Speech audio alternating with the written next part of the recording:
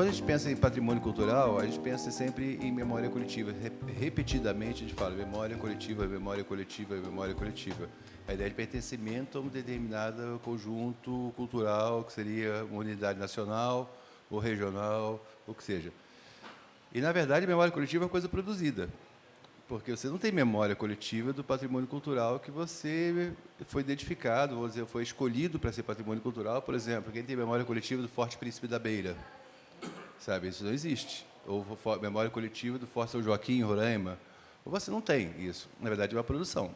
Você tem que ser produzido. E essa produção é através da divulgação e da capilarização dessas imagens, que é aquilo que o Candover fala de metamemória, que é você cria uma memória através do qual você se representa, né? Então, não é uma memória coletiva inata ou dada, mas uma memória coletiva criada, onde a mídia tem um papel extremamente importante, porque antigamente isso era feito por uma elite determinada, reis, o que seja, nobreza, mas determinadas classes.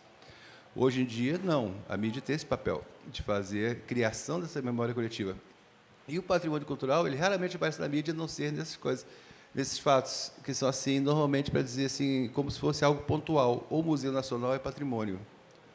A igreja que queimou, ou que pegou fogo, ou que caiu, isso aqui, é patrimônio. Mas dificilmente você estabelece uma relação de unidade entre esses patrimônios. Sabe? Qual a relação, qual a importância do Museu Nacional dentro da história brasileira, dentro disso aqui? Isso você vai ver que não é tratado. Ah, ele é patrimônio. Ótimo, acabou o discurso aí. Isso quando, na verdade, ele é patrimônio, é o começo do discurso. Sabe? Quando você fala de qualquer coisa que tenha sido identificado como patrimônio, você está falando do primeiro discurso. É o discurso quem somos, ou como nós nos representamos e achamos que somos ou queremos ser. Né? Então, se a gente não coloca isso como uma constante, na mídia em geral, e não falo só na mídia impressa, mas na mídia escrita, na mídia das conversas, da televisão, coisas, você não tem essa memória coletiva e, portanto, você não tem esse pertencimento. Tá? A Jurema Machado, que foi presidente do IFAM, eu gostava muito dela, foi um tempo, e ela falava, o nosso capital, a nossa matéria de trabalho do patrimônio cultural, ele não é o objeto, não é a manifestação. A nossa matéria é o tempo, porque é o tempo que dá o pertencimento. E o patrimônio ele te dá essas âncoras da passagem do tempo em determinado território. E é o que traz o pertencimento. Agora, quando você fala do patrimônio, dificilmente você releva o tempo. Você isola como um fato isolado. Ele é patrimônio e pronto. Ele não tem passado, não tem futuro, não tem ressonância. Sabe? Isso que eu acho que mata bastante a coisa. Quer falar, gente? Fale aqui.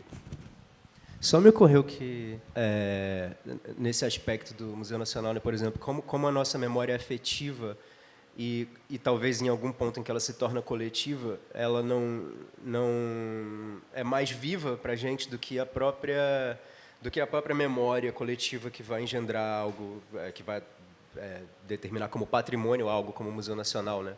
Porque, por exemplo, eu fiquei horrorizado com o incêndio do Museu Nacional.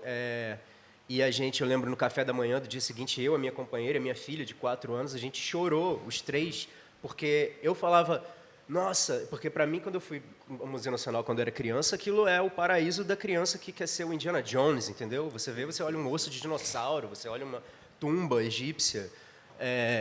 Então, aí se chorou ali uma coisa muito bonita que foi a gente, por tipo, nossa, isso foi perdido e a nossa filha não vai ver, e ela entendeu, ela falou, mas aí a gente não vai mais conseguir ver o dinossauro. Filho, a gente vai ter que ir para outro país, eu acho, para ver um osso de dinossauro, entende? Então, talvez a efetividade, mas aí é da própria experiência, né, das pessoas, de todas as pessoas que passaram pelo Museu Nacional enquanto excursões de escola, né? Eu só vou fazer uma colocação aqui.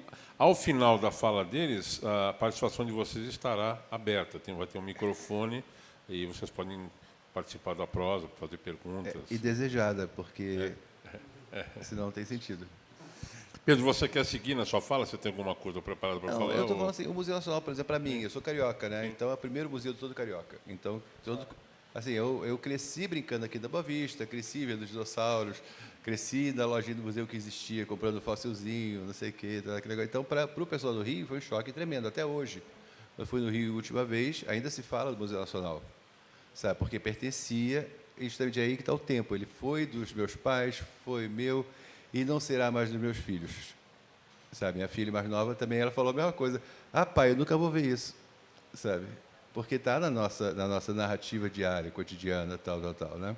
Mas você vê que, se você comparar com Notre Dame, o impacto foi enorme, porque está mais no imaginário coletivo do que o Museu Nacional. E aí que a mídia entra. Boa tarde, gente.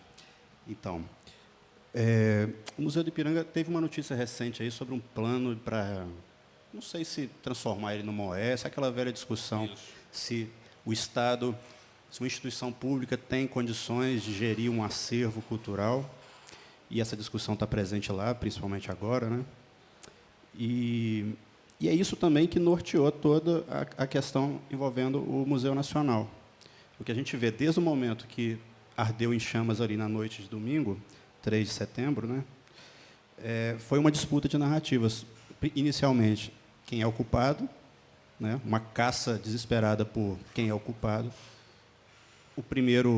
E aí se instala, nesse primeiro momento, uma discussão entre Estado mínimo e mais investimentos para cultura, educação e o setor cultural.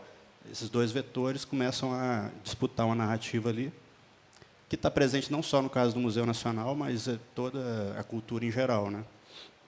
E eu ia até recapitular aqui, eu não vou usar slides, eu vou apostar aqui no método analógico, arriscado, mas que eu acho que nós voltaremos a ele. E aí é uma questão que eu vou colocar mais posteriormente, aí, da minha fé no analógico, no impresso.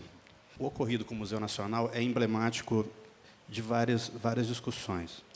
Não só essa disputa sobre se cabe ao Estado gerir a cultura, se uma instituição pública tem condições de tocar o museu, como também a polarização política que a gente vive hoje. Então, o Museu Nacional serviu, infelizmente, para uma série de desinformação que foi sendo criada e que continua até hoje, para a gente entender como é que isso foi acontecendo durante aquele momento, que era também uma campanha presidencial muito complicada, né? No dia seguinte ao incêndio, o jornal o Globo publicou uma reportagem baseada num post do Facebook de um sociólogo chamado Simon Schwartzman, na qual ele acusava a UFRJ de ter recusado uma verba de 8 milhões de dólares do Banco Mundial. A matéria não ouviu a UFRJ, não ouviu o Museu Nacional, também não ouviu o Banco Mundial. Foi publicada. Isso na noite da segunda-feira, o dia seguinte ao incêndio. Na manhã de terça-feira, o MBL pega essa matéria e faz um post com o seguinte comentário. Eu tenho que ler.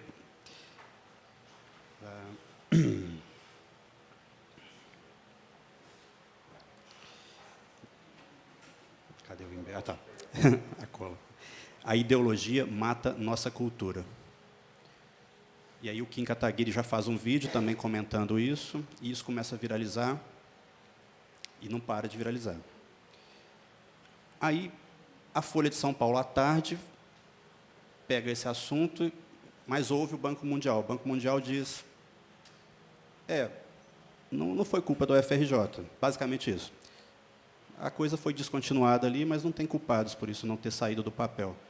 Só que ela não desmente o Globo. Então, continua alimentando essa cadeia de desinformação, buscando um culpado a qualquer preço.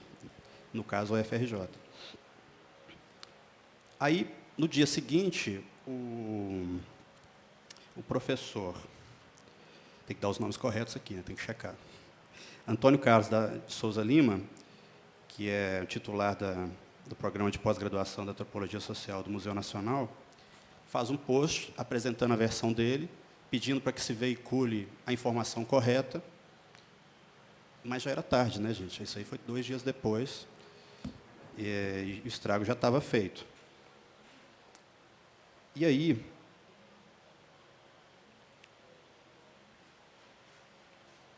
pois é, segundo ele, nunca houve tal interdição, né? O Banco Mundial teria exigido que o FRJ se tornasse uma OS, uma empresa privada, para que fosse repassada a verba, e isso simplesmente não era verdade, mas essa foi a versão que circulou aí inicialmente sobre aquele episódio. Então, no fim das contas, um incêndio causado por falta de recursos, mas que a própria universidade tinha recusado por uma questão ideológica. E isso foi sendo reproduzido massivamente, né? Por fim, tinha ainda um outro aspecto disso tudo aí, que o reitor da UFRJ é filiado ao PSOL, o Ricardo Lerrer, né? Roberto Lerrer, desculpe. E isso também foi explorado mediaticamente. A Globo News fez uma sabatina com a candidata a vice-presidente do Alckmin, a Ana Amélia, na qual ela acusava o PSOL de ser o responsável pelo incêndio, sem ser questionada pelos jornalistas. Então, quer dizer, contribuindo também para uma cadeia de desinformação que se arrasta até hoje, baseada nessa disputa, né, sobre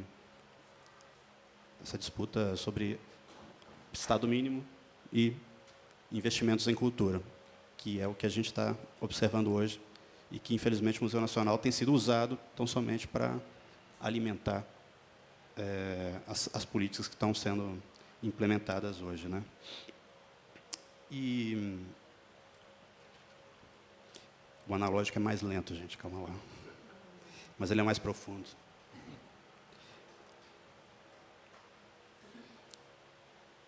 E é importante dizer que até o próprio governo, comprando o oportunismo da situação, né? E, em diversos aspectos, apoiado pela grande mídia, há poucos dias depois do incêndio do Museu Nacional, eu não sei se todo mundo sabe, porque isso é realmente uma coisa que... por exemplo, eu não sei nem se as pessoas sabem, muita gente com quem eu converso não sabe o que é o IBRAM. Exatamente. Ou quando eu digo que trabalho no Museu Federal, as pessoas ainda acham que é vinculado ao IFAM. Mas o ministro entra com uma MP, assinada pelo Temer, que propõe como uma solução para aquele problema, e diante da janela de oportunidades, e o ministro falou essas palavras numa reunião com os servidores, a janela de oportunidades que se abriu com o incêndio do Museu Nacional, ele resolveu desengavetar um projeto que é de privatização de toda a política, não só dos museus federais ou do IBRAM, mas de toda a política nacional de museus, que foi construída nos últimos 20 anos, aí, com muito diálogo, muitos vais e vens, mas uma política que se estabeleceu como uma política museal para o Brasil, na qual o IBRAM tem gerência sobre essa política, que vai muito além desses, que são até muito poucos, são 30 museus nacionais brasileiros que são do IBRAM. Mas o IBRAM não é responsável só pela administração desses 30 museus, ele é responsável por toda a aplicação dessa política nacional de museus, que, inclusive, tem aí inovações em relação a política de museus anterior, né, e até de patrimônio, porque ela vai tratar o patrimônio cultural brasileiro como um dispositivo de inclusão social, um dispositivo de formação de cidadania. Pedro, posso aproveitar o seu gancho? Claro. Imagino que todos nós estamos aqui porque gostamos do tema e somos afeitos ao tema. Mas eu queria aproveitar a sua deixa para saber se você e o André, ou os dois, podem destrinchar para a gente exatamente a diferença e a área de atuação do IFAM e do IBRAM. Porque é uma confusão, inclusive... Não, porque é uma confusão midiática para arredondar, que a mídia não resolve. Muitas vezes não se sabe qual... Eu queria aproveitar o gancho para vocês, na medida, deixar bem didático, assim, onde começa a atribuição de um e de outro. Por favor, que acho que é didático para a gente. Eu acho interessante Eu acho que nem é tão definida assim essa fronteira, né? Acho interessante começar da criação do IFAM, Secretaria, lá atrás, o governo Vargas. Assim. A primeira política voltada para o patrimônio histórico no Brasil, né? O governo Vargas. Na verdade, para simplificar a tarefa de vocês, eu queria saber o seguinte: até onde vai o manto, até onde vão as atribuições do IFAM, na atual legislação e até onde vão as atribuições do IBRAM. Onde se misturam, se é que eles se tocam, porque isso até eu, às vezes, tenho dúvida. Quer dizer, eu durante muitos anos, atuei na mídia cultural, mas, às vezes, tem hora que eu falei, isso aqui é IBRAM ou isso é IFAM. Eu queria que você, já que estamos discutindo comunicação, exatamente, eu queria que você deixasse isso um pouco mais claro para a gente. Até onde eu sei, e aí aquela coisa, porque existem acervos que são tombados, e que são responsabilidade do IFAM, porque são tombados como patrimônio cultural brasileiro. Então, tem acervos museológicos que são tombados como acervos. E a responsabilidade do IFAM. Eu entendi, roubados. Não, tombados. Roubados talvez até sejam, mas são tombados. Mas a nossa responsabilidade, normalmente, no museu, é a infraestrutura, é o prédio, é a instalação do museu. O que a política do museu, e quando o acervo não é tombado, a questão do acervo, museologia lá dentro, é IBRAM. Sabe? Isso se o prédio for tombado. Se o prédio não for tombado, nem o prédio e não tem nenhuma interface entre um e outro. Né? É bastante claro. Assim, por exemplo, aqui Santa Rita. Santa Rita ela é um museu de arte sacra. A coleção não é tombada, é? Não, acho que não. É tombada. É tombado o prédio com os bens agregados, os móveis agregados. Mas na época do tombamento não tinha museu de arte sacra. Não. Então, os bens tombados, móveis que estão dentro da igreja, não são necessariamente da coleção. Sabe? Então, a gente, por exemplo, tem a obra aqui, fizeram um restauro agora. Então, a gente fiscaliza o restauro do prédio. E os bens tombados que estão ali dentro da igreja. Agora, o museu, que é uma instituição à parte, é a responsabilidade do IBRAM. Atribuição do IBRAM. Então, por exemplo, se o telhado foi feito assim, a gente se mete. O IBRAM, como disse o Pedro, são mais ou menos quantos museus que estão sob o manto do IBRAM? Mais ou menos 30. 30. Okay. Mas nesse sentido, de que o IBRAM tem esses 30 museus que são administrados diretamente por ele e que a responsabilidade conjunta com o IFAM, em alguns casos, ela existe porque o IFAM tem a guarda do patrimônio em si, que aquele museu representa, mas a gerência, a administração é do IBRAM, do Instituto Brasileiro de Museus. Isso fica um pouco mais simples quando você pega a linearidade histórica da coisa. O IFAM, desde a época do Getúlio Vargas, é a entidade que vai cuidar do patrimônio, que vai estabelecer os parâmetros para uma política patrimonial brasileira, e incluindo a política museal também, né? E o que aconteceu foi que, a partir do desenvolvimento de um certo aprofundamento de aspectos do patrimônio cultural, das políticas patrimoniais, já no começo dos anos 2000, começa a ser desenvolvida a Política Nacional de Museus, que acaba culminando 10 anos depois que ela começou, um pouco menos, com a criação do IBRAM. Mas ela existiu dentro do IFAM. Essa discussão ela estava dentro do IFAM. O DEMU foi um antecessor do IBRAM. 2007, né? É recente, né? O IBRAM? 2009, né? O IBRAM foi criado em 2009, mas ele já veio de um DEMU, que era um departamento de museus que foi dentro do IFAM, que estava gerindo essa Política Nacional de Museus, mas estava dentro do IFAM. Ao fim e ao cabo, e isso, assim, pelo menos teoricamente, foi fruto de discussões. Não se sabia, quando se criou a Política Nacional de Museus, não se tinha previsto que fosse criado um instituto que separasse os museus do IFAM, ou algo do tipo. Acho que isso foi sendo construído mesmo. Isso que foi um processo muito dialógico mesmo, né?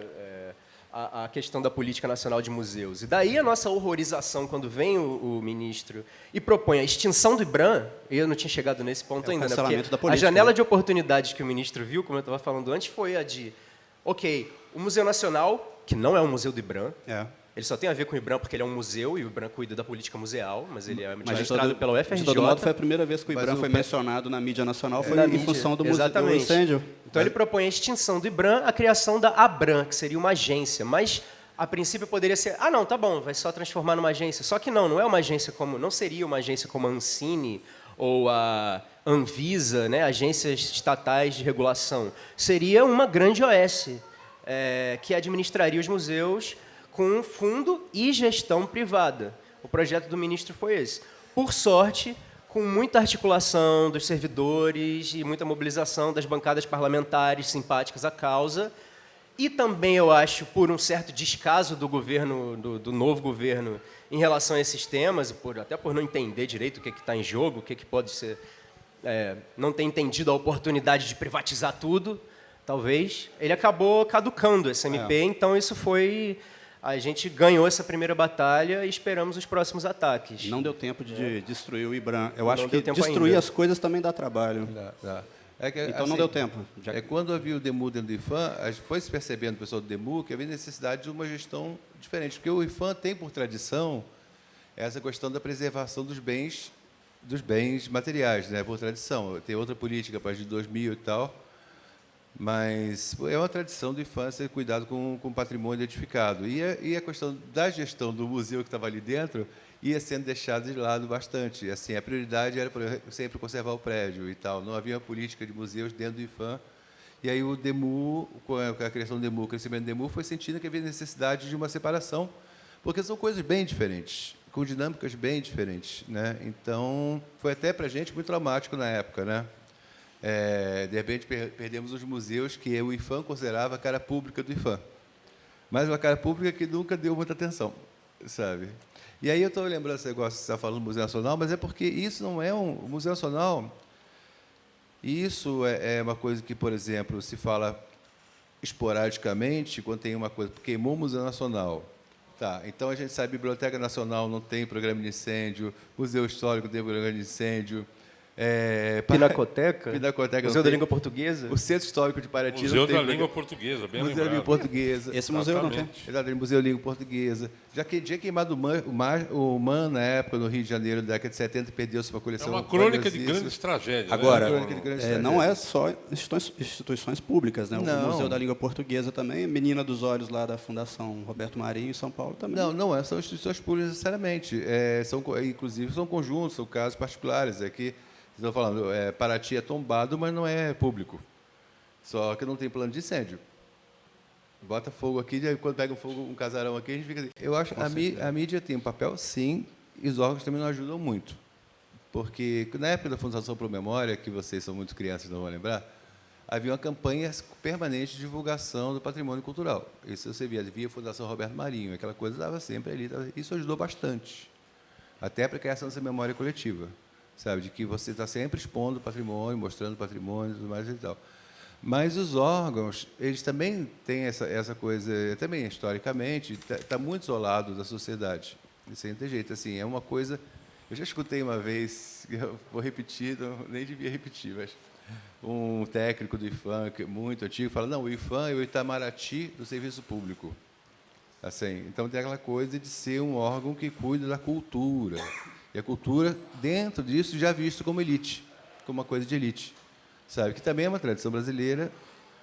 E falta, e isso tem sido, até de certa forma, corrigido nos últimos anos, a partir da política de patrimônio imaterial, mas já antes, com o CNRC da década de 70, com essa questão de tentar capilarizar a ideia de patrimônio. Que é uma questão que a gente fala. Você não pode pensar, vou cuidar da Santa Rita, se eu não valoriza a minha casa. Sabe?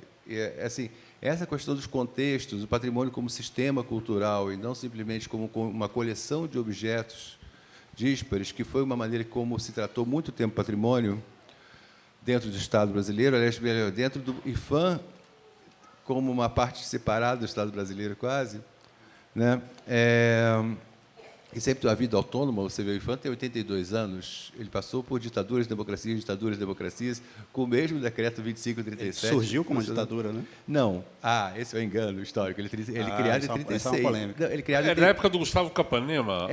porque o IFAM, assim, o patrimônio cultural ele surge da Constituição Brasileira em 34.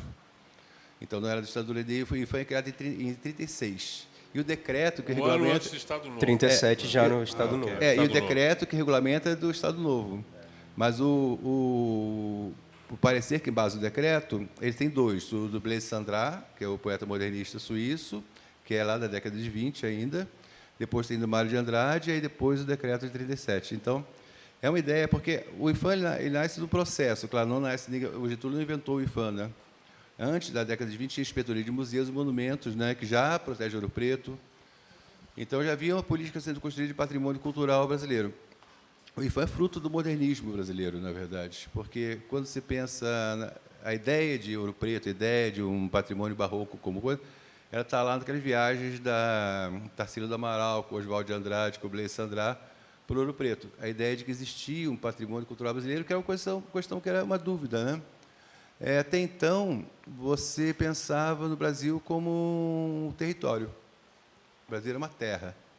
Ele é fruto do pensamento dos exploradores, da natureza, da paisagem, tal. A ideia de existir um fazer brasileiro era uma questão muito questionável, sabe? Isso meio que esse fazer aconteceria através do eclético, do império, de você fazer coisas mais parecidas com a Europa, né? A ideia de que existia um fazer brasileiro autônomo a ser descoberto. Curiosamente, a primeira pessoa que fala isso é um português, eu acho que é 1914, a primeira pessoa que fala o Brasil precisa descobrir a sua própria arquitetura, eu acho que é 14, eu esqueci o nome do rapaz, de que haveria necessidade de uma identidade brasileira material, um fazer brasileiro, ele veio crescendo ao longo dos anos 20, com essa descoberta das viagens de exploração, tal, começa a se fazer, inclusive com uma característica muito rural, que é curiosa, né? Assim, as cidades eram muito colonizadas, o interior era mais autêntico, né? Que já está lá no Graça Aranha, já está em Canudos, essa ideia de que vai crescendo uma ideia de uma autenticidade brasileira diferente da europeia. Que é óbvio, porque o patrimônio cultural ele surge para justificar as nações, né? E os grupos, né? Sabe? O Brasil não tinha um patrimônio cultural assim reconhecido, né? E daí a esperteza de um Getúlio, né, uma raposa velha, porque, como a gente sabe, a Revolução de 30 foi um grande empreendimento político de readequar a nova realidade à política central, né, a nova realidade das elites. Não somos mais um país predominantemente, quer dizer, não apenas um país agrário, com as velhas elites latifundiárias e temos que dar vazão aqui, dentro das políticas e das políticas econômicas e públicas, à criação, ao aparecimento dessas novas elites industriais urbanas. E aí botar os intelectuais na criação dos FAM, botar esses intelectuais relacionados, né, a 22 e tal, é a grande esperteza de legitimação em relação a essa nova elite, né, urbana. E de criar a identidade de um país. Você tem que ter a identidade do país, assim, para você se reconhecer como tal, criar essa memória coletiva. Você, ainda mais num país como o Brasil, e é o primeiro órgão de patrimônio, eu acho que da América do Sul, não sei se é da América toda, porque é uma dúvida. O Brasil, eu acho que o Brasil é terra da dúvida sobre quem é, né, aquela história. Estamos sempre perguntando quem somos nós até hoje, né? E há essa tentativa de se criar uma identidade, uma imagem de um país para os brasileiros. Primeira coisa, o que nos une, né, enquanto nação, né? Você pensa o seguinte: o Getúlio ele não cria só o IFAM. Na mesma época, ele vai criar o Código Florestal, que também é essa questão da relação do Brasil com o território. Vai criar os primeiros parques nacionais, que também é a relação do Brasil com suas paisagens. Vai criar o Código de Águas, ou seja, da mesma coisa. Então, há todo um sistema de você criar um sentimento difuso de pertencimento às matas, aos fazeres. E ele cria personalidades, o IFAM, no caso, não ele, mas o IFAM cria personalidades que são emblemáticas. Por exemplo, o Aleijadinho em Ouro Preto. A gente tem, e aí tem a questão da própria sociedade, muitas vezes a imprensa dá voz a isso, de que o patrimônio cultural sempre representou os interesses elites, não sei o que, tudo mais. Mas a figura emblemática de Ouro Preto é o Aleijadinho, que não era da elite, né? É a representação do povo brasileiro que surge, né? Eu acho que isso tem a ver com uma política de fiscalização, sabe, que nunca foi levada a sério, e porque ela enfrenta muita resistência dos poderes locais e das próprias populações também. Eu lembro que quando Ângelo Osvaldo foi presidente do IBRAM, e ele esteve aqui em Paraty, ele é ex-prefeito de Ouro Preto, né, ele comentava que ele é um apaixonado pelo patrimônio histórico, mas ele mesmo não conseguiu fazer tanta coisa nem como prefeito, porque, segundo ele, se um cidadão quer colocar uma esquadria de alumínio no lugar da madeira, porque dá cupim e mofa, como é que você vai impedir isso? Com a polícia? É difícil. Existe uma política, assim, é o que eu falo, eu vou citar Marina Silva uma vez, quando o Ministério do Meio Ambiente, ela falou, olha, o Ministério do Meio Ambiente é uma ONG dentro do governo. O IFAM acaba sendo uma ONG dentro do governo, tá? Porque você tem... aí é complicado, você tem uma mentalidade de desenvolvimento do país. tudo em nome do desenvolvimento. Existe eu acredito, não estudei isso ainda, mas há uma mudança de mentalidade a partir de determinado momento, principalmente com essa industrialização de Getúlio, de você privilegiar essa queimação de etapas para chegar ao primeiro mundo, o famoso primeiro mundo que vai chegar ao país do futuro, etc. e tal, etc. e tal. E a ideia de pertencimento ao presente fica complicado, porque o presente é ruim. O presente e o passado são dados como ruins. Então, você tem que almejar o futuro, sabe? Então, o futuro vai sempre comandar. Você fala de Congonhas. Ouro Preto, que é um tombamento que eu achava lindo, o pessoal ridiculariza bastante, assim, o tombamento de Ouro Preto até onde a vista alcança, que é até onde as montanhas. Vai chegar lá, está muito destruído, bastante. Tem ângulos que você vê ainda o tombamento, outros não. Aí, por exemplo, Pico de Tabirito. Pico de Tabirito, que é um marco histórico das tropas, não sei o que, a mineração chegou lá e a briga de saber onde vai poder minerar. O Pico de Tabirito é quase um queijo suíço, né? Porque foi furando por baixo, pelo lado, não sei o que. E a gente vai vendo aí a falta de controle, claro, mas a falta de controle deriva da falta de incorporação da ideia de presente na sociedade. A ideia de você ter um presente, de que o presente é matriz do futuro, ele não existe. É como se fosse uma coisa comprimida entre um passado que você quer abandonar e um futuro que você quer chegar. E o patrimônio cultural, por ser memória, a gente não pode... O patrimônio cultural não é passado. O patrimônio cultural é presente. É aquilo que está agora. Não, você não vai proteger o patrimônio que acabou, você protege o que está aqui. Então, você pensa em presente. Se você comprime o presente como ideologia nacional, e é uma ideologia de terceiro mundo, em geral, de queimação de etapas, você não vai conseguir ter essa preocupação com a cultura, com a herança. Sabe? Porque a herança é uma coisa que você, se perder, você pode fazer outra. Certo? Eu posso reconstruir o Museu Nacional com a 3D, virtual, com múmias, não sei o que é o que o pessoal está propondo. Sabe? Pode reconstruir uma herança para legar. Aquela herança perdeu-se, que pena. O presidente falou, né? Queimou, o que é que eu vou fazer? Sabe? Faz outro. Né? Então, mas essa ideia não está só nele. Sabe? A casa antiga caiu, que dó. Sabe? Mas ela é antiga. Sabe? A ideia de que aquilo pertence a quem vive, ela não está impregnada na sociedade. Você acha que falta engajamento da própria comunidade para poder se preservar? Sim, exatamente. Mas o engajamento da comunidade não se dá à toa. Ele tem que ser incentivado, né? Incentivado. Você tem que valorizar o presente. Você tem que valorizar o estar aqui, sabe? Estar aí, estar onde estiver. Você tem que valorizar as marcas que tem numa parede, numa construção, com marcas de pessoas que existiram em um tempo ao qual você pertence. Sabe? Essa questão do presente, o passado do presente, é uma questão que a gente não tem, que talvez seja a grande diferença de países que têm uma noção do seu processo histórico. Não porque sejam mais antigos. O Brasil é um país novo, mas os Estados Unidos também é. Mas os Estados Unidos ele tem uma questão do seu passado histórico, tanto que é o primeiro país a preservar a natureza. Criar a primeira reserva ambiental é lá, porque ele tem noção de onde está. Sabe? Ele vai criar o parque as Dolomitas, não, Dolomitas é onde? Yosemites. Né? Porque ele tem noção de onde está, ele está em algum lugar. Sabe? Então, aquilo é presente, o estar em algum lugar é presente. E se você não tem presente, você não está em lugar nenhum. E se você não está em lugar nenhum, tudo se transforma. Ou tudo é passivo de transformação. É a grande briga que a gente tem, porque, por exemplo, a cidade antiga, que legal, que bonita, mas ela tem que mudar, porque o progresso tem que vir, a cidade tem que se desenvolver.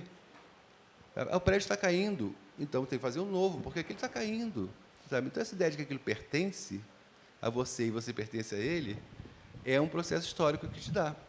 E a noção, e aí talvez a mídia, essa noção de que o Brasil é um processo histórico e não uma sucessão de instantes, que é o que acontece, talvez seja a principal motivação de você não ter essa ideia de pertencimento. E outras coisas, claro, a gente tem uma migração rural-urbana enorme. Em 30 anos, o Brasil passa de 80% rural a 80% urbano, ou seja, pessoas desenraizadas. O Brasil é um país de desenraizados, de imigrantes desenraizados, escravos desenraizados. É um país de desenraizamento.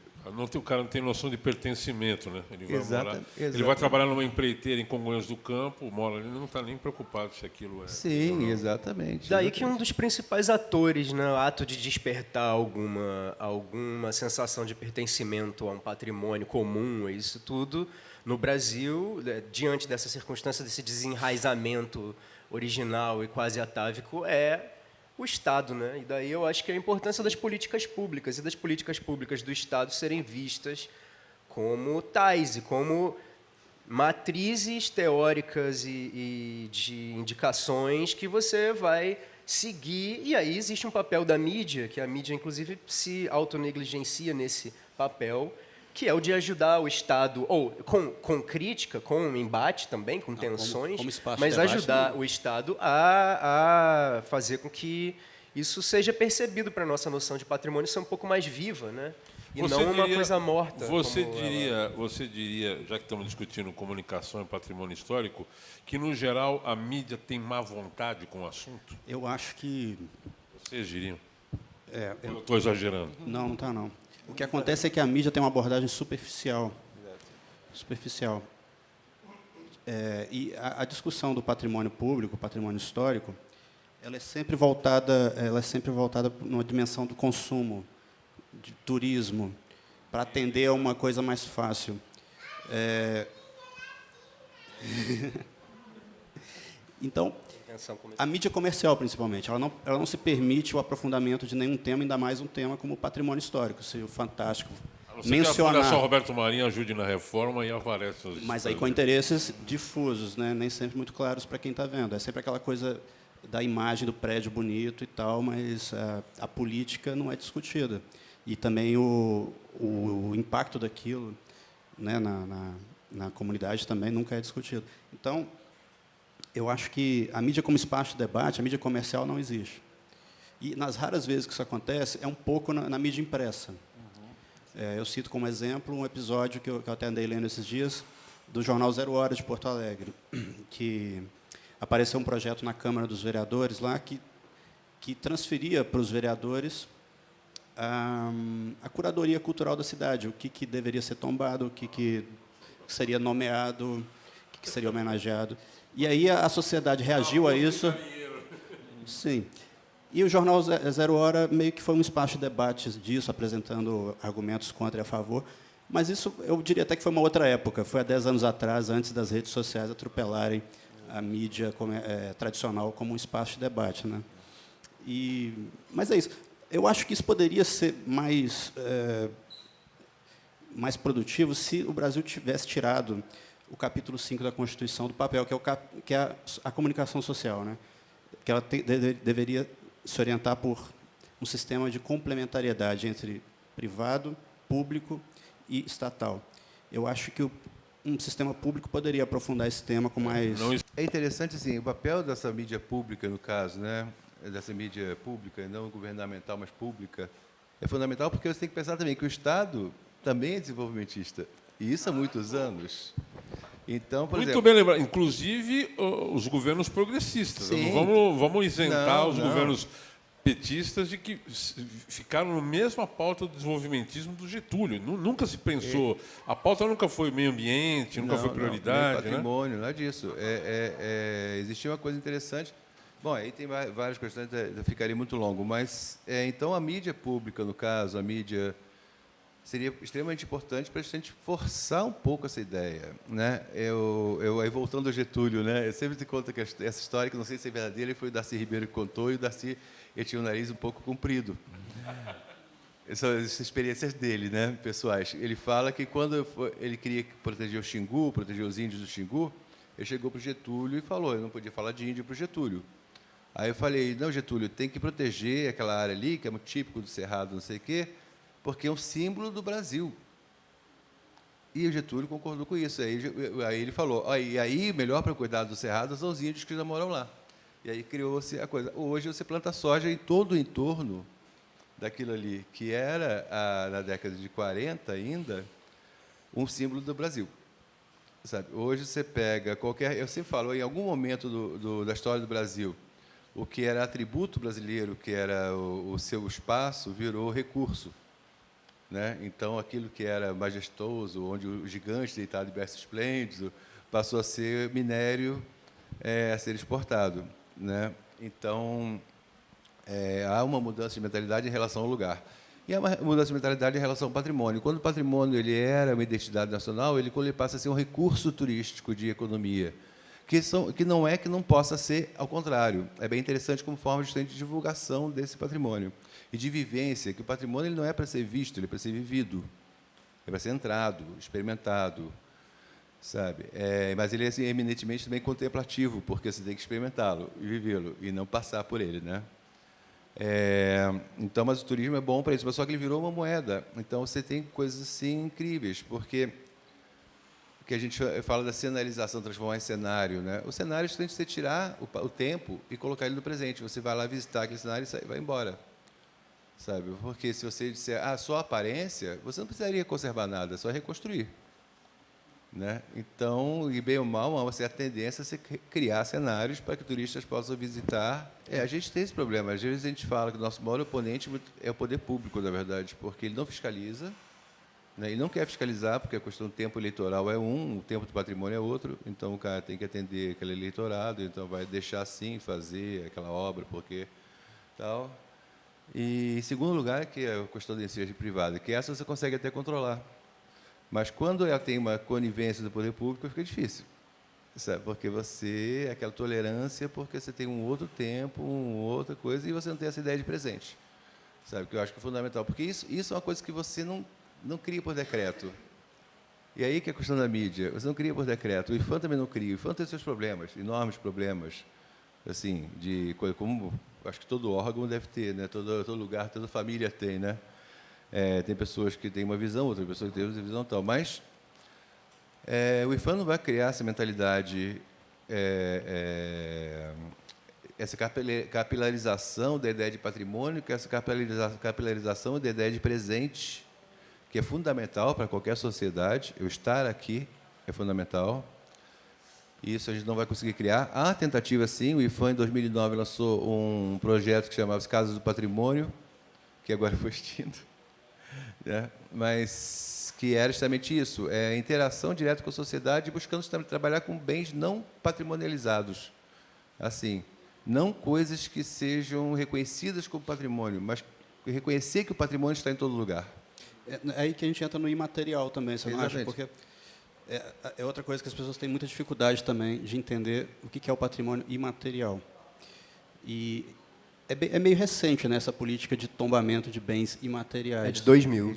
Já era previsto lá pelo Mário de Andrade, quando ele projetou o funcionamento, os parâmetros do IFAM, mas ele só foi realmente por decreto, acho que 3551 tem escrito aqui, 3551. Que se criou isso, se separou em livros de saberes, festas, e lugares e tal. Mas isso realmente é uma coisa muito importante, né, porque é um primeiro passo, eu acho, esse negócio. E apesar de ser um decreto, mas aí no fim, em defesa dos decretos, você começa a ter uma discussão sobre aquilo, né? Você começa a conseguir registrar a viola de coxo do Mato Grosso do Sul ou a festa do Divino de Paraty, e você começa a tirar um pouco dos prédios e da paisagem estática e disso tudo que não deixa de ser engessado. Você tira o patrimônio disso para jogar em outros lugares. Ainda continuam sendo lugares registrados, patrimonializados. Mas aí até chegar aí onde o André estava falando desse projeto da Casa do Patrimônio, né, que é enxergar o patrimônio como algo que não é oficialmente patrimonializado, eu acho demais. Eu gostaria até de dar um exemplo que é bastante, como é que foi que você falou, provocativo no início? É um pouco demais até, talvez. Mas, há alguns anos atrás, se não me engano, em 2014, teve um festival de rock aqui no Largo da Santa Rita, que é o Tolosa. Vamos esquentar. Uma galera daqui que organiza roqueiro, e tal. Eu toquei até nesse festival, porque eu tenho uma banda, eu toquei com super cordas, e foi super legal ter tocado e tudo mais. Mas o que foi mais legal foi no dia seguinte, tinha uma banda de heavy metal de Barra Mansa, se chamava Motosserra, e era bem thrash metal mesmo, assim. Aquela coisa palavrão e não sei o quê, enfrentamento. O cara virou para a igreja, porque estava na frente da Santa Rita, nosso patrimônio, virou e falou, a igreja, a instituição de... E aquilo, né, esse choque todo, e esse festival, por ter rolado isso, por ter sido aqui, numa época que estava tendo, acho que alguma outra festa de Santa Rita, não sei, foi assim, nunca mais ele aconteceu num espaço assim do centro histórico, porque foi muito, um disse que abalou as estruturas, o outro não sei o quê, a pousada reclamou e não sei o que lá. Mas, assim, quando eu olhei aquela banda de metal tocando, aquele som pesado, demente, com uma molecada vestida de preto, batendo cabeça, e uma molecada que você não vê andando tanto no centro histórico, uma molecada que muita galera era da periferia, sabe, da Ilha das Cobras, da Mangueira, eram os estudantes da escola pública, que estavam curtindo aquele som e batendo cabeça, e eu tive uma catarse, que eu até chorei, assim, eu pensei, cara, isso aqui é patrimônio. E é uma banda de heavy metal que está fazendo essa galera vir para o centro histórico para ter uma experiência de comunhão, entendeu? E eu achei incrível isso, como uma coisa que está ali enfrentando o patrimônio, né? Pode ser um outro exemplo também, nessa mesma linha, no ano passado, na Flip, teve várias mesas aqui no Museu de Arte Sacra, e uma das mesas eu achei muito interessante, que era aquele dançarino, coreógrafo, que estava envolvido numa polêmica, que ele estava nu numa... Sei. Me fugiu o nome dele aqui agora, mas, enfim, ele virou uma figura maldita aí nas redes sociais e tal. E ele fez uma palestra aqui, lançando um livro dele, e ele estava muito emocionado de estar falando isso dentro de uma igreja. E estava um cenário bonito mesmo ali, aquela mesa, ele falando, ele uma pessoa tão perseguida, né, e ameaçada nas redes sociais, e até meio traumatizada com isso, mas ali naquele ambiente estava ressignificando muito esse museu. E aí eu pensei, poxa, como que é importante você ter eventos que fogem do objetivo explícito aí, né, que é a arte sacra e tal. E é por isso mesmo que o patrimônio, a gente fala assim, o patrimônio é tombado por isso. E a mídia vende isso. O patrimônio é o Palácio de Dom Pedro II, Dom Pedro I, o que eu falo. Bar da Urca. Exatamente. Patrimônio cultural brasileiro. Só que ele é muito mais que isso. Porque o patrimônio ele pressupõe uma série de experiências. Tem um texto que eu vi, que eu não sei onde é que eu vi, que eu perdi essa referência, que eu achei lindo, que ele representa uma série de devires interrompidos, porque são várias passagens que você vê no patrimônio, na parede construída, no marco da porta, na pedra gasta, de coisas que passaram por ali e passaram. Você não sabe de onde vieram nem por onde vão, mas que são pessoas. E aí tem um texto legal que você pode se identificar com qualquer pessoa, porque qualquer pessoa é capaz de significar. Então, você pode olhar e ver aquilo tudo com pessoas, mas só pode ver através de você. Aí que eu falo do presente, estar ali porque aquelas pessoas também estiveram ali e você está naquelas pessoas. Eu cito muito com o exemplo assim, você está andando pela rua, aí você vê uma pedrinha lascada, aí você pega. Você não é arqueólogo, não sabe nada, não sabe que cultura, mas o fato daquilo ter sido feito, daquele representar um gesto de alguém em algum tempo com o qual você pode se identificar, faz com que aquilo seja o seu presente. E aquilo passa para o seu presente, e você passa para aquele passado. E é essa experiência presente que a gente não tem, que tem que conquistar. E aí eu vou levantar uma questão que também aí passa ali na imprensa um pouco, que é a questão da academia. Porque a gente teve um debate muito grande dos anos 30 em diante, dos anos 20 em diante, aliás, antes disso, que já começa com Graça Aranha, começa com o menino lá da Academia Imperial de Belas Artes, o Araújo Porto Alegre, de você trazer essa brasilidade, elas começam com o romantismo, com o indianismo, com não sei o quê, de qual é a nossa herança, sabe? Isso foi discutido pelo Sérgio, pelo Gilberto, pelo Caio Prado,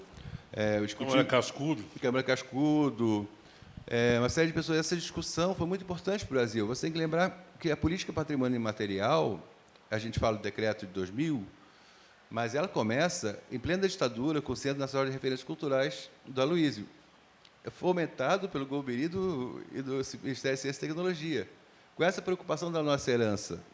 Sabe por quê? Porque, em pleno movimento de modernização, havia uma preocupação, a gente tem que se modernizar, mas permanecer sendo nós mesmos. Então, havia preocupação com a herança. E houve esse debate que vai resultar no decreto, 30 anos depois, 35 anos depois, um decreto que vai resultar na política, tal. Mas eu sinto muita falta desse debate da nossa herança, sabe? É como se a gente estivesse sempre recomeçando, o que não faz bem para nenhum país, sabe? A gente é iconoclasta demais, a gente tem que destruir sempre, né? Está falando hoje aquele negócio da decolonial. Temos que destruir todas as narrativas, porque todas são colonizadas. Temos que fazer uma nova narrativa. Isso é impossível, sabe? É impossível. Você não consegue fazer essa destruição, até porque ela está em você, né? Eu não dei jeito. Outro dia, uma vez eu dei uma palestra lá em São Luís de Paraitinga sobre patrimônio para adolescentes. Eu sei o que eu vou fazer para adolescentes, né? Aí eu dei sobre calça jeans. Sabe? Porque é o patrimônio que tem presente. As pessoas não ligam, porque elas têm uma herança. Né? Então, essa questão da nossa herança, a gente não tem sabido discutir. Aí cai um pouco naquela radicalização que você falou, política. Boa ou má, a gente tem que destruir esse passado sempre, fazer uma nova verdade. Não vai dar certo. Não vai dar certo, sabe? Até porque o Brasil, por ele ser um povo, ele está comentando isso, de populações desenraizadas, migrantes forçados ou voluntários, e um processo de migração que vem desde 1500 até hoje, na verdade, populações migrantes que chegam, ele tem múltiplas narrativas. O Brasil não tem uma verdade. A verdade do Brasil é a sua diversidade. Sabe? Então, você tentar reduzir a erros e acertos, você vai sempre deixar 90% da história de lado. Sabe? A gente trabalha, como o IFAM expandiu essa noção de patrimônio, que na verdade não expandiu, que eu falo que Mário Andrade já tinha, né? E a gente esquece que o IFAM não foi o único órgão de patrimônio do Brasil. As comissões de folclore foram tão importantes quanto, e funcionaram dos anos 40 até os anos 50, o Centro Nacional Centro de Folclore e Cultura Popular.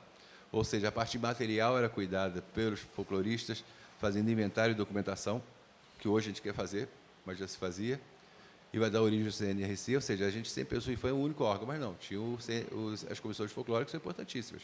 Câmara Cascudo. Exatamente, Mário Andrade, Câmara Cascudo. O que a gente conhece de cultura brasileira hoje, em boa parte, se deve a essa comissão de folclore. Já era o embrião dessa política de tombamento de bens imateriais. Exatamente. Né? É um embrião e esse já estava. Aí depois eu queria só no finalzinho passar os slides. Os slides é ótimo, né? Uns diapositivos também não servem, umas imagens do PowerPoint, assim, naquele retroprojetor que tem ali, sabe? Para poder mostrar como essas visões são múltiplas do Brasil e como é difícil para o Brasil identificar uma herança que pudesse ser matriz, sabe? Porque é muito múltiplo. E essa multiplicidade já tem que ser discutida, e discutida de uma forma positiva, sabe? E ela é inclusive integradora e tal. E muitas vezes a gente se perde se perde nisso, sabe? Nessa diversidade. E é isso, quer dizer, e é muito difícil. Eu diria que, além disso, eu acho que o caminho deve passar, e aí é uma resposta que até é derivada de uma resposta maior, aí, se você for ver os grandes intelectuais da esquerda no mundo estão falando que a esquerda precisa se radicalizar o seu discurso. Eu acho que poderia ser, e talvez seja até um pouco utópico imaginar isso, mas eu acho que uma resposta mais contundente seria radicalizar essa própria ideia mais moderna e desenvolvida de patrimônio como pertencimento, né?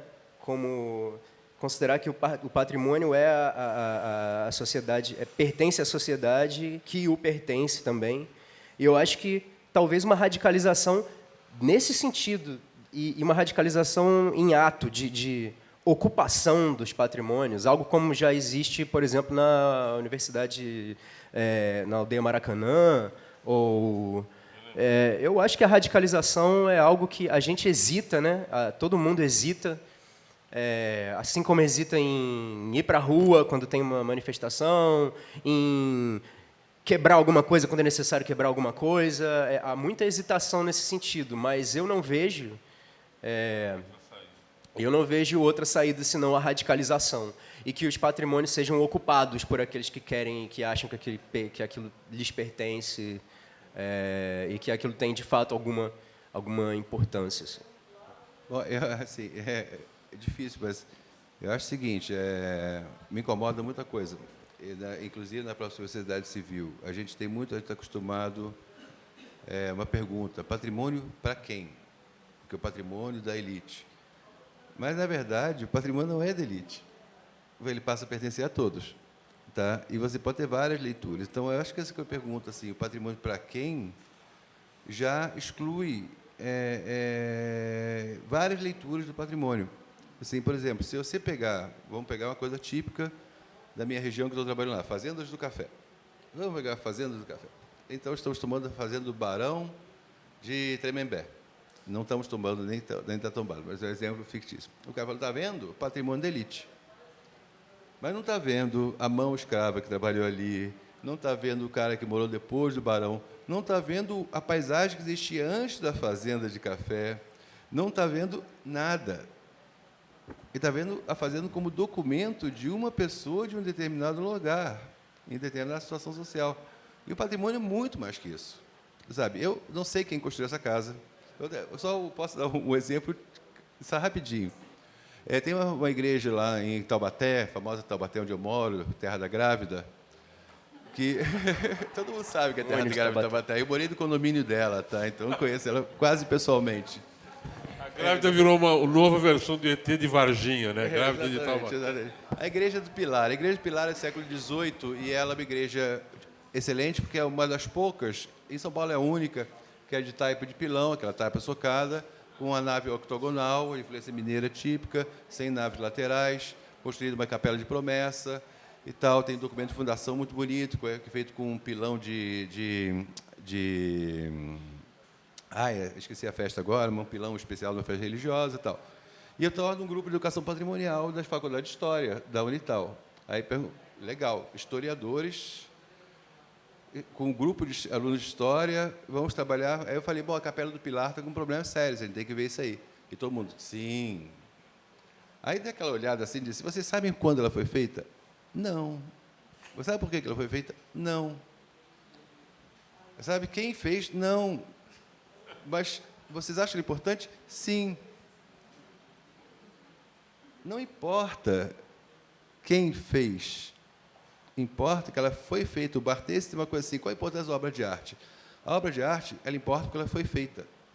Ela é um gesto, esse gesto arcaico, cristalizado em determinado momento, que representa um ponto matemático no passado, onde é uma pessoa que você também é, sabe? O patrimônio, ele importa porque foi feito, não importa quem fez. É o que o Pedro falou, sair um pouco da discussão acadêmica para entender que é... Exatamente, que ele pertence de nós a todos. todos, né? Todo mundo que passa aqui na rua é dono desse patrimônio. Todo mundo que vê a foto dele na coisa, o cara de Roraima que vai ver Paraty, é dono desse patrimônio também. Só que as pessoas se prendem a esses discursos pequenos, sabe? Que têm importância, mas são parte de, não são o todo. Aí você tem a técnica construtiva, importantíssima, a documentação histórica, importantíssima, relação com os ciclos econômicos, tudo é importante, mas o patrimônio é a soma disso tudo e mais um pouco. É a experiência dele. Sabe? E aí você tem outro discurso. Eu acho que se a sociedade começasse a pensar nesse pertencimento, não nessa exclusão, a UIFAM nos exclui porque só tomba palácio.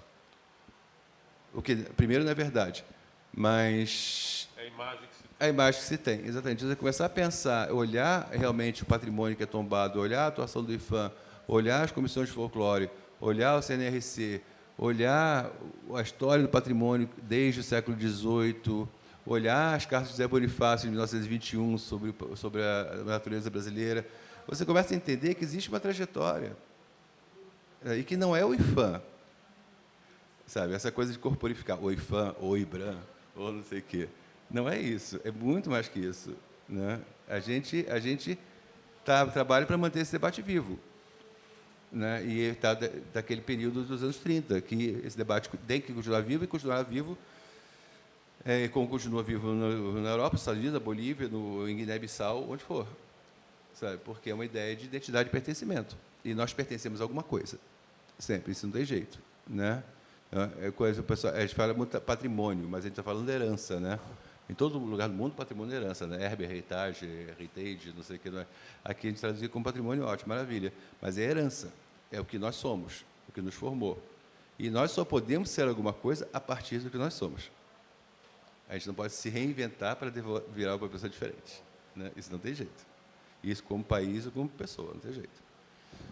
E eu penso que tu falou de manter isso vivo, e aí juntando com o grande propósito que é ver a cobertura da mídia e tudo mais, em como às vezes a cobertura da mídia influencia o próprio funcionamento dos órgãos, né, de preservação, porque, por exemplo, manter isso vivo, manter essa ideia de patrimônio vivo, manter essa discussão viva, ter gente falando sobre isso, pensando sobre isso, envolve processos que são justamente processos que são continuados no tempo, que são frequentes, que são, por exemplo, como um módico exemplo aqui do que a gente faz lá no Forte, a gente faz um negócio, uma formação contínua com o pessoal do curso normal, dos normalistas do Sembra, aqui. Eles vão lá toda semana e a gente faz alguma atividade para falar de Paraty, de história de Paraty.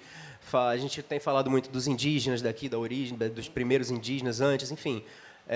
Com uma resposta incrível da galera, incrível, porque quando você dá aula, né, quando você faz um negócio que te joga no dar aula, você está sendo... É uma multiplicação ali que é importantíssima. E nisso, hoje em dia, eu até entendo a estratégia do PT de ter investido em universidade e não tanto em educação básica e tudo mais, porque, claro, você está em universidade, você está indo nos multiplicadores de alguma coisa, e, no fim, isso acabou dando certo, não é à toa que foi uma reação desenfreada contra isso que deixou a gente onde a gente está agora. Mas aí, quando você vai tanto a mídia, porque a mídia cobra muito isso, cobra muito o eventual, né? Sim. Qual é o evento? O próprio órgão, a gente tem que preencher formulário de calendário de eventos no ano todo. Mas ninguém pediu um calendário de projetos educativos, por exemplo. E a gente tem setor educativo no museu. A gente tem o caderno o PENEM, Política Nacional de Educação Museal, com cadernos que foram construídos também ao longo do tempo, com diversos parâmetros, cartilhas, material didático, coisa para você usar em museus, em educação nos museus, que eu acho que é a grande resposta assim, da nossa parte, do IBRAM. Né? Acho que a própria Política Nacional de Museus, que prevê...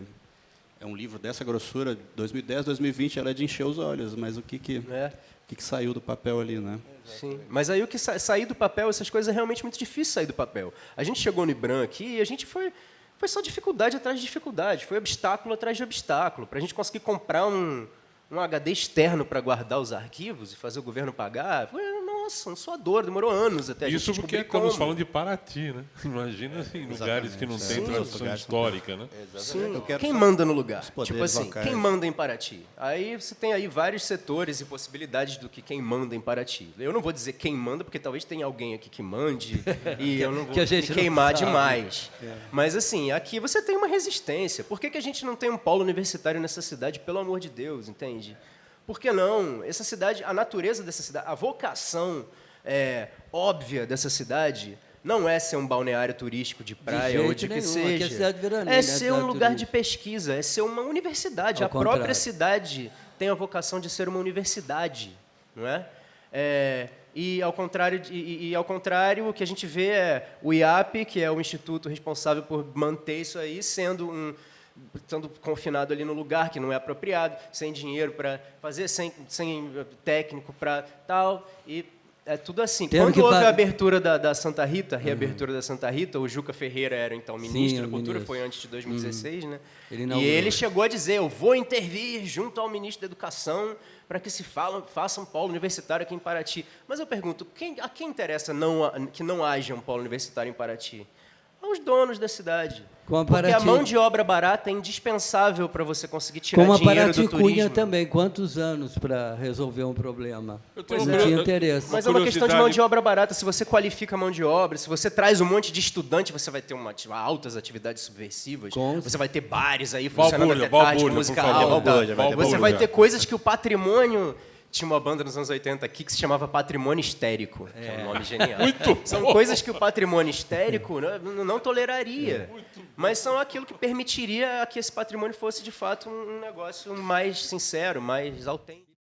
Eu que também cresci em Paraty, né? Eu vim para cá com 4 anos, então eu vivenciei nos anos 90, até 80, 90 aqui, e em como era realmente diferente nesse sentido. Talvez não nesse sentido mais aprimorado de as pessoas ativamente estarem engajadas na preservação, como que você falou de São João del Rei, como eu acho que é o caso em São Luís do Paraitinga, mas, de repente, naquela época, as condições mesmo eram mais propícias porque há algo assim acontecer a partir de uma iniciativa educativa e tudo mais, porque hoje você tem a possibilidade disso acontecer bastante perdida com esse processo que aconteceu nos últimos, eu diria, 20 anos, que se intensificou esse processo de realmente transformar isso aqui num shopping center, e num processo de gentrificação que é isso, você não vê as pessoas da cidade estando no centro.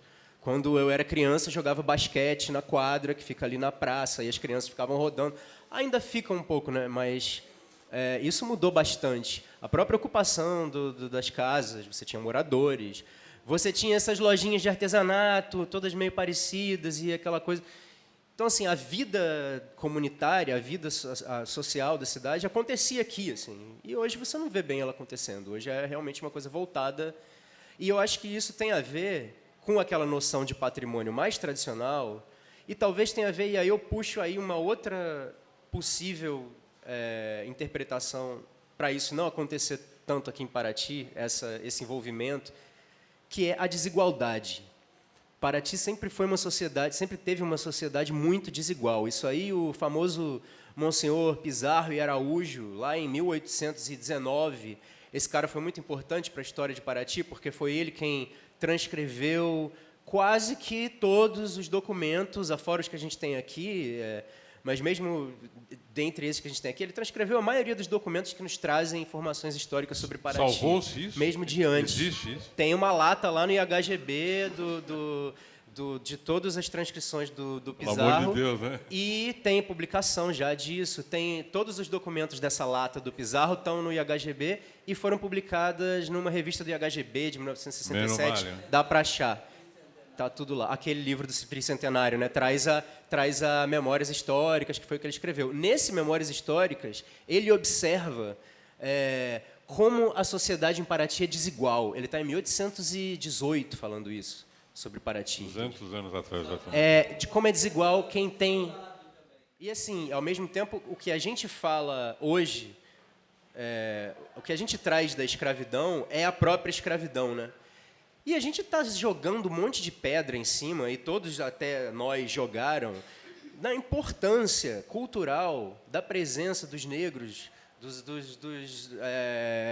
dos escravos libertos, nas irmandades religiosas, na própria formação do que é o catolicismo aqui em Paraty. Se ignora completamente o papel dos negros nesse movimento, por exemplo. Entende? O nosso catolicismo tem rituais, assim como em Minas isso é um pouco menos ignorado, mas aqui é vastamente ignorado, como os próprios ritos e a própria liturgia é influenciada, entende, por negros. E, enfim, eu acho que a desigualdade e essa presença, o jeito como a escravidão se deu aqui, e ela é muito... Ela está aqui, ela está no ar ainda, em Paraty, sabe? André. Só uma coisa que é interessante, porque São Luís de Paraitinga, eu estou trabalhando lá, né? Quer dizer, ela tem essa questão de isolamento que a Mauri falou, que é muito diferente, né? Paraty, ela vai se desisolar no mesmo momento em que o Brasil vai se urbanizar, na década de 70. Ela sai do isolamento para esse boom anárquico de urbanização. Tá? Então, ela com essa... Né, 70 é importante, mas vai crescendo, e a partir de 90 ela vai, assim, deslanchar com uma série de... Paraty chegou a ter 400 habitantes, né? Chegou a ser praticamente desaparecer a cidade. Na década de 20... Foi a estrada foi a Dutra da época das ferrovias. Exato. Que acabou com Paraty, assim, nessa época, 1863. Foi 51. Abriram... 51 ela chegou no Vale. Quase uma cidade de fantasma. Quase virou. Não tinha médico... Eles começaram a escoar a produção de café direto para o Rio de Janeiro e aí acabou a passagem por... Não tinha nem padre permanente. O pessoal queria casar e esperar o padre chegar porque o padre vinha. Então, era uma cidade que ficou isolada, assim, ela entra na sociedade brasileira de novo, já como patrimônio, mas ela entra no desisolamento praticamente na década de 80. Você imagina o boom que isso é para uma cidade pequena, que já tinha um interesse muito grande, porque, pelo isolamento, Paraty tinha atraído uma sociedade alternativa, refugiados políticos e grande capital, porque era um lugar paradisíaco, isolado de tudo. Então, você vinha aqui, você tinha pintores, você tinha músicos, você tinha grandes fortunas. Galera do cinema novo adorou, chegou aqui. Hippies, tudo aquilo que era alternativo, seja porque tinha de mais, ou tinha de menos, ou porque tinha diferente, acabou vindo para Paraty. Da outra identidade do que Paraitinga, que tem uma identidade com aquela questão da música, do Eupídio Santos, com a fé religiosa, que se manteve, não tem essas rupturas, assim, sabe? E... quando isso aqui acontece, uma população de grande capital ou de coisa, com uma população extremamente pobre. Eu fico imaginando os hippies que vieram os artistas, os ricos, de uma sociedade caiçara extremamente pobre, que não tinha recurso nenhum. Né? Isso é um choque cultural tremendo. E também os migrantes, né, da construção da estrada. Sim, que vem... Exatamente. Ajudaram a repovoar a cidade. Ilha das Cobras da Mangueira. E o êxodo rural, porque o que acontece? Essa paisagem paradisíaca, ela foi ocupada. Ela foi ocupada e as pessoas saíram. A gente sabe a história do Praia do Sono. A história toda a costeira, ela foi despovoada e essa pessoa ou veio para a cidade ou foi para o interior, até a Jundiaí, que você se encontra. O Sono, por exemplo, é engraçado. Ele teve uma diáspora do Sono, que é uma comunidade razoavelmente grande. Ela chegou a quase desaparecer também, porque as pessoas foram colocadas em vários lugares. Então, tem vários choques na cidade que outras cidades não sofreram. Tá? Então, isso explica muito. E é uma sociedade muito desigual. Se você pegar todos os índices sociais de Paraty e comparar com o resto do estado do Rio de Janeiro mesmo, que já é muito desigual, Paraty é mais desigual. E tem a Vila de Paraty, do Cássio Cotrim, que é bem recente, 2012, que é interessante, porque assim, tem muitas ideias ao vento ali, não é muito... Mas ele joga polêmicas. Rápidas pinceladas, vocês estão revelando um negócio fabuloso. Dentre as ideias ao vento, tem ideias polêmicas que são muito saudáveis. E a principal delas é a ideia de que Paraty não enriqueceu e teve seu período de maior florescimento por causa do ouro. Foi por causa dos escravos, do tráfico de escravos. Não, mas isso tem fonte. Ele não cita, mas o Bahia, que era o governador do Rio de Janeiro, ele fala disso. Em 1725, Paraty pertencia a São Paulo ainda. Aí ele fala que Paraty era um absurdo, porque Paraty enriquecia os custos de tráfico de escravos e ouro, enquanto que Angra tinha 100 soldados da milícia real e era pobre. O Antonio, quando escreve Riqueza e Opulência do Brasil, ele publica em 1711 e depois é proibido de publicar, é recolhido. E ele já fala do caminho novo. E aí tem uma mistura muito grande, porque isso aqui a gente, pelo menos, viu. Tem estudo do caminho novo com o caminho novo da piedade. O caminho novo da piedade começa em Piedade, que é a Lorena hoje, e vai direto para o Rio de Janeiro, atravessando até Itaguaí. Ele levou anos para ser construído. Ele começa em 1725 e vai acabar no último quartel do século XVIII, porque tem uma resistência de várias pessoas, inclusive aqui de Paraty e tal, porque ia acabar de vez com Paraty, porque o caminho viria direto para o Rio de Janeiro. O que eu sei, assim que eu pesquisei, então, em 1710, o caminho novo já existia e já era trilhado. Na verdade, ele é aberto em 1703. Tá? Ele começa a ser aberto mesmo em 1698. Quando se é descoberto o ouro em Ouro Preto, 1695, por aí, já se pensa no caminho novo. Por quê? Porque o caminho de Paraty era muito inseguro. Ele era extremamente difícil, era uma senda. Tem um pedaço marítimo, né, dele. Pedaço marítimo, ou seja, em 5 anos, o caminho novo é aberto. Só que ele é extremamente difícil também.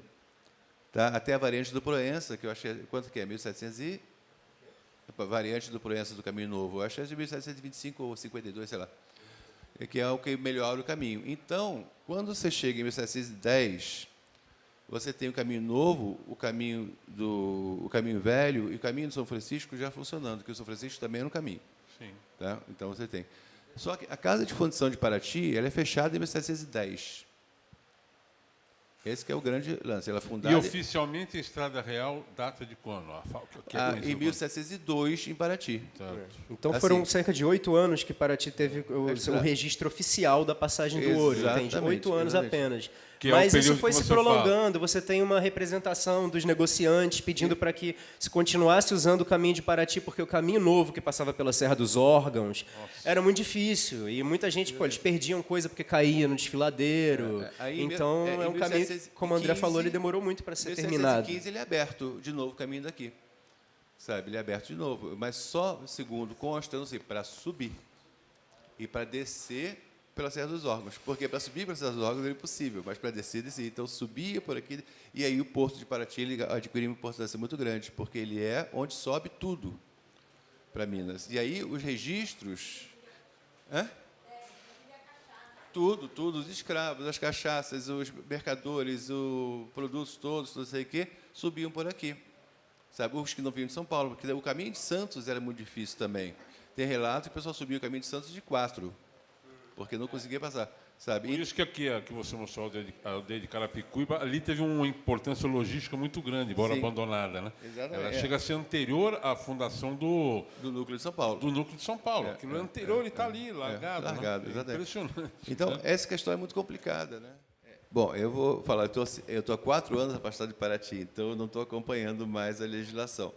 Eu acho importantíssimo, aí eu estava pensando até nisso ontem, pessoal, sabia, alguém ia perguntar, e os meninos vão falar, a Cristina e a Midiane, falar sobre patrimônio mundial, mas eu digo o seguinte, eu acho extremamente importante o patrimônio mundial. Você fala, é só mais um título? Não. Ele, por exemplo, ele protege a paisagem, ele protege as populações tradicionais que fazem parte da narrativa, ele protege artes visuais, que são extremamente importantes para que Paraty continue tendo o significado que tem. Então, não é só mais um título. Então, o patrimônio mundial, para isso, é muito importante. A gente trabalhou na época que eu estava aqui, no plano de manejo da APA e tudo mais, aquele negócio todo, então a gente contribuiu com essa proteção. E aí eu me afastei e não sei mais como está. Né? E eu sei que essas pressões têm vindo em todos os lugares, em várias coisas. Sempre vieram. Eu acho que tem um pouquinho piorado. Tá? É um certo sentimento de pode tudo, que talvez seja só um período de transição, não sei, mas está acontecendo. Não tem jeito de não reconhecer. Agora, partindo para aquela outra questão de o que nós podemos fazer. E eu já vou adiantar aqui a mesa, porque quem vai poder falar. Eu estou trabalhando da seguinte forma.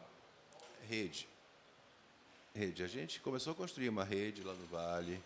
Estamos juntando, tem umas 250 pessoas trabalhando na rede nossa, assim, colaboradores, né? Tem mais de 10 instituições, que aí junta INPE, universidades, fundações culturais, associações, não sei o quê, para a gente criar eventos junto ao público, para criar uma popularidade. A gente conseguiu agora, em 2 anos, 10 encontros grandes, 100 pessoas, 80 pessoas discutindo patrimônio. E os parceiros estão fazendo, hoje eu estou aqui, ontem eu estava aqui já, mas estamos fazendo um evento lá em São José, discutindo saberes populares e gestão da água, sabe? Então, quer dizer, está acontecendo uma série de coisas, e eu estou muito contente, porque está acontecendo muita coisa. A gente não percebe, porque são pequenas iniciativas. Mas esses encontros que a gente tem feito, tem percebido que tem isso. E aí a imprensa ajuda, visibilidade. A gente não consegue divulgar nada disso. Um exemplo que está acontecendo aqui hoje, como vocês bem lembraram. Sim. Bom, você já tem microfone. Bom, eu acho que a primeira coisa a ser feita é sempre tomar pé da situação, né? Romantizar menos e procurar se informar mais sobre a literatura que existe, a bibliografia que existe, as discussões que já são feitas. Esse é o início da coisa. Eu acho que falta para a gente também uma certa imaginação política, sabe? Propor novas pautas. No campo da mídia, por exemplo, eu acho que o acervo das empresas jornalísticas é um patrimônio histórico também. E ele não se tem acesso a isso. Por exemplo, o acervo da Globo, que eu considero um acervo histórico, para se entender a história do Brasil. Eles só permitem o acesso à pesquisa se eles concordarem com a abordagem da pesquisa. Eles nunca vão permitir uma abordagem crítica, uma linha de pesquisa crítica à maneira como a Globo faz o seu jornalismo, a sua teledramaturgia. Então, eu acho que, por exemplo, poderia ser proposto uma contrapartida pela concessão pública, né? Porque aquilo é uma concessão pública, não é uma empresa 100% privada. Quer dizer, ela é, mas ela depende de uma concessão pública. Então, uma contrapartida poderia, por exemplo, esse acervo ser público, eu acho. Eu não entendo como que não é e como que a esquerda não propõe isso como uma contrapartida para essas concessões, que são uma farra, né? Completa farra, não tem controle nenhum disso. Seria isso, a imaginação. Acho que está faltando imaginação. A crise é também de imaginação. A reeleição do Fernando Henrique foi em cima de concessões dadas pelo Antônio Carlos Magalhães. Sim. Se for entrar nesse assunto, é outra palestra. Isso que o Henrique falou, eu acho uma coisa que eu sempre falo. A nossa crise não é nada mais que uma crise de imaginação. E era no mundo todo.